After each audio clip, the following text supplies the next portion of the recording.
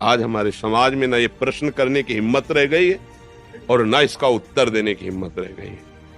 अगर उत्तर की और प्रश्न की ये वर्षा होती रहे तो हमारे नए समाज में जीवन आ जाएगा। ये जो नपुंसकता छाई हुई है ना कि माताओं बहनों के साथ या किसी के साथ अहित हो रहा ये हमें बिल्कुल पसंद नहीं है। कि जैसे हम निकल रहे कोई हमारी बहन को छेड़े तो उस समय आप ग्रीवा झुका के जाएंगे क्या? कायरता में दम नहीं। हमारे देश के सूरवीरों ने घास की रोटियां खा के जिए लेकिन गंदे लोगों के सामने सर नहीं झुकाया। हमारे देश की जो देवियां हैं वो अपने शरीर को नष्ट कर दिया लेकिन प्रणाम। गुरुदेव, अगर कोई व्यक्ति किसी माता या बहन के साथ दुर्व्यवहार कर रहा हो या किसी प्रकार की हिंसा कर रहा हो, हम वहां से निकल रहे हो, तो ऐसी स्थिति में हमें क्या करना चाहिए? अगर प्राण भी बलियार करना पड़े तो कर देना चाहिए। रक्षा के लिए अगर कोई हमें मार भी दे तो उसे भगवत कृपा प्राप्त होगी। उस समय ये जो नपुंसकता छाई हुई है ना कि माताओं बहनों के साथ या किसी के साथ अहित हो रहा ये हमें बिल्कुल पसंद नहीं है। हमारा जीवन है, अगर किसी को कष्ट मिल रहा है, परहित लाग तजय जो देहि संतत संत प्रशंसई तेहि। अवसर मिले ना, जो दशरथ जी को सौभाग्य नहीं मिला वो जटायु जी को मिला है।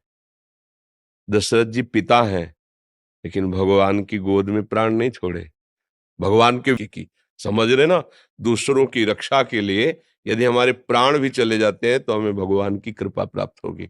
इसमें नहीं, ये आज बहुत ही निंदनीय वृत्ति आ रही है, कायरता जिसे कहते हैं।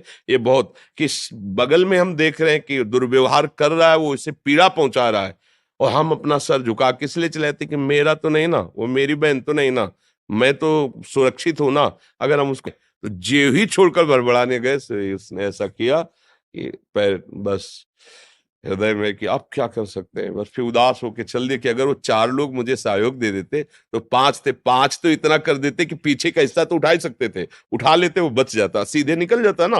वो बच, उसको कंट्रोल करने की जरूरत है ताकत के द्वारा कि वो हिले डुले ना। किसी ने सहयोग नहीं किया। तो ये तो मतलब आज हमारे समाज में इतनी स्वार्थ बुद्धि होती है कि कोई किसी को मार रहा है, हमें क्या मतलब है? कोई किसी के साथ गंदा व्यवहार करने के हमें क्या, क्योंकि हमारी बहन तो है नहीं। ये नहीं होना चाहिए। ऐसा व्यवहार ना तो कभी करे किसी के साथ, और जहां तक हो सके ना होने दे। तो भगवान आपके साथ है, ये भी बात समझ लो। और जब भगवान का पावर आपके साथ है तो फिर कोई परास्त नहीं कर सकता। और अगर कायरता दिखाओगे तो फिर कायरता में दम नहीं। हमारे देश के सूरवीरों ने घास की रोटियां खा के जिए लेकिन गंदे लोगों के सामने सर नहीं झुकाया। विधर्मियों के सामने आप पढ़ो, बड़े बड़े चरित्र, महाराणा प्रताप आदि बड़े बड़े हमारे देश की जो देवियां हैं वो अनिकता आकर के गंदे विचारों को बढ़ावा दे रही। लेकिन हमारा देश धर्मगुरु है, भारत देश धर्मगुरु है। यहाँ एक से एक महापुरुष पैदा हुए हैं। जब तक अपने प्राणों का मोह रखा जाएगा तब तक धर्म पर चलना कठिन हो जाएगा।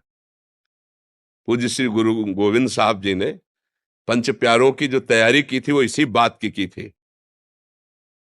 साइड में कोई हमें प्राण दे, जीवन दे, मैं उसे स्वतंत्रता दिलाऊंगा। लाखों की सभा में एक खड़े हुए, आओ अंदर। और ऐसा लीला की कि रक्त की धार बाहर दिखाई दिया कि और कोई 5 खड़े हुए थे पूरी सभा में। तब कहा था 1.25 लाख से एक को लड़ाऊंगा, क्योंकि इन्होंने प्राण समर्पित कर दिए ना। अब इनको ऐसा बनाऊंगा कि इनके सामने 1.25 लाख भी नहीं टिक सकते। क्यों? प्राणों का मोह छोड़ दें। नहीं तो अधर्माचरण जो हो रहे हैं ना, इनमें बहुत कुछ बचाया जा सकता है। अपनी बहन मान करके अगर हम देखेंगे तो बहुत कुछ हम कर सकते हैं। लेकिन जब हम ये देखते हैं कि अपनी नहीं, तो हमारा गंदा जो भाव है वो हमारे आसपास फैलता है। जैसे भागवतिक भाव है ना, वो आसपास के वातावरण को सुधारता है। ऐसे हमारा गंदा भाव, आज हमारा नया समाज स्वसुख वासना में इतना लिप्त हो गया है कि दूसरे की रक्षा करना भी धर्म है, दूसरे को बचाना धर्म है, ऐसी सोच ही नहीं रह गई। वो खुद ऐसे आचरणों में युक्त हो गए। तुम्हें अपना शरीर प्यारा है तो दूसरा का शरीर, और तुम उसी शरीर के साथ कैसा व्यवहार कर रहे हो तो वो लोग रक्षा करेंगे। तो वो लोग हैं कौन? हम ही लोग। हम ही लोगों की जो बुद्धि स्वसुख वासना में, सुख लूटने भोगने की वासना में आ गई, वो राक्षस बना दिया। हाँ, धर्म से युक्त सुख भोगो, भगवान ने बनाया है।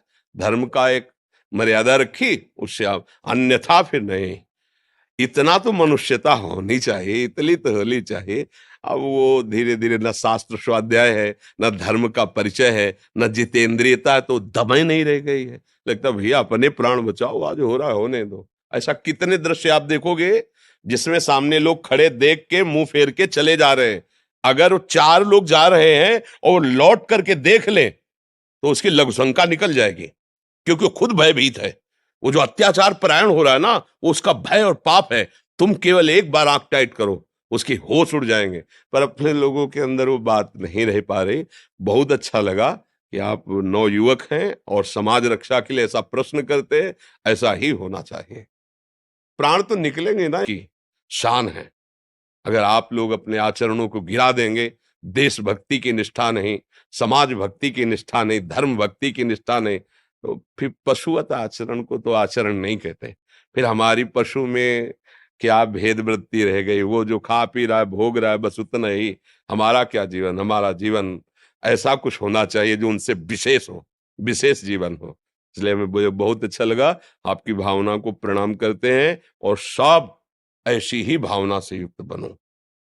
अपने जीवन में कम से कम किसी के काम आ गया जीवन ना, माता पिता भाई बंधु पड़ोसी परिवार देश। देखो ना, हमारे देश के वीरों को देखो, जैसे लोग ब्याह में नहीं प्रसन्न होकर के खुशी होकर जाते हैं, ऐसे फांसी पे चढ़ने के लिए तो विदेशियों के दिमाग काम नहीं करते कि भारतीय है क्या चीज। वंदे मातरम फंदा चुमा और गले में डाल करके झूम गए, देशभक्ति में झूम गए। उनको लग रहा था मरने के लिए तो अच्छे अच्छे को होश खराब हो जाते हैं, और ये भारतीय मरने के समय मुस्कुरा रहे और ऐसे जा रहे जैसे दूल्हा बनने जा रहे हो। वंदे मातरम जय हिंद और फांसी का फंदा लगाया। धर्म में चल रहा, आज हम उनके गीत गाते हैं, आज उन्हें प्रणाम करते हैं, उन्हें नमस्कार करते हैं। नहीं, पशुओं की तरह मर गए, कौन जानता है, कीड़े मकोड़े की तरह। अगर धर्म किया तो जैसे यहाँ स्वागत सम्मान आपका, तो वहां परलोक में भी जिसकी यहाँ निंदा होती ना, दूसरों को सताता रहता था, तो नरक में भी उसकी। और जब यहाँ होता है कि ऐसा समाज से प्राप्त होगा। धन्यवाद के पात्र बनो, ऐसा जीवन बनाओ।